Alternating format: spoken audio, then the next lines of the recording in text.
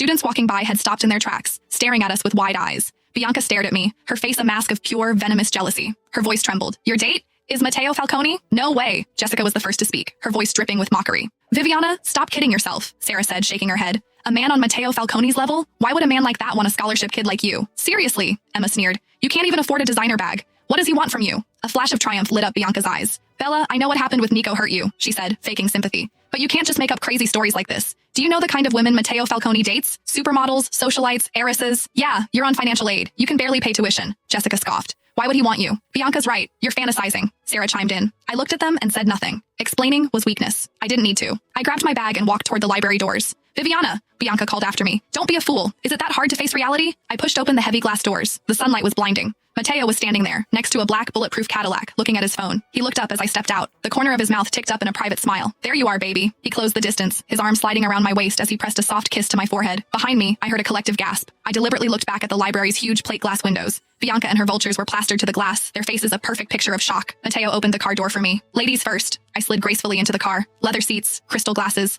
The faint scent of expensive cologne filled the air. As the car pulled away, I took one last look out the window. Bianca's face was a twisted mask of rage. There's a private dinner at the Met tonight, Matteo said, his hand gently stroking mine, for an exhibition of art my family sponsored. The museum was closed to the public, but the VIP section was lit up. Mr. Falcone, welcome. The museum director greeted us personally. The sponsor's dinner is ready. Matteo nodded, his hand never leaving my waist. Champagne, caviar, priceless works of art. This was a closed-door gathering for the city's true elite. See that painting? Matteo leaned in, his voice a low, magnetic whisper. His breath tickled my ear. Monet's Water Lilies, the 1919 original. Market value is $80 million. I put on a shocked expression. That's so expensive. It's nothing to me. His lips were almost touching my ear. If you like it, my phone suddenly rang.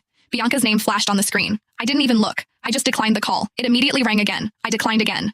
The third time, I just turned my phone off. Matteo raised an eyebrow. Someone bothering you? It's nothing. Just someone unimportant. Viviana! A fake, surprised voice called out from nearby. My stomach dropped. I looked over and saw Bianca in a tight black dress, her arm linked with a fat, greasy-looking man. He was a New York State assemblyman, famous for being greedy and a pervert. Looks like Bianca traded the only currency she has for a ticket into this world. She whispered something in the politician's ear, then grabbed a glass of champagne and sashayed over to us, alone. What a coincidence! And this must be Don Matteo! Bianca beamed, completely ignoring me. Her eyes were locked on Matteo. I was just in the neighborhood and heard Viviana was here with you. I just had to come say hello. After all, the Romano family and your family have a history. Matteo's expression turned to ice. He didn't even turn to face her. Where's security? He asked calmly. Bianca's smile froze. Then, in a last-ditch effort, she stumbled, a little too perfectly. The champagne in her hand accidentally splashed all over Matteo's suit. Oh my God, I'm so sorry, so sorry. Bianca immediately bent down, pulling out a napkin to try and wipe it off. Her dress was cut low. The angle showed off everything she had. This was her signature move. The men who used to chase me would always politely refuse her help, saying things like, it's fine, don't worry about it. But you could always see the hunger in their eyes. Too bad for her. This was Matteo. He didn't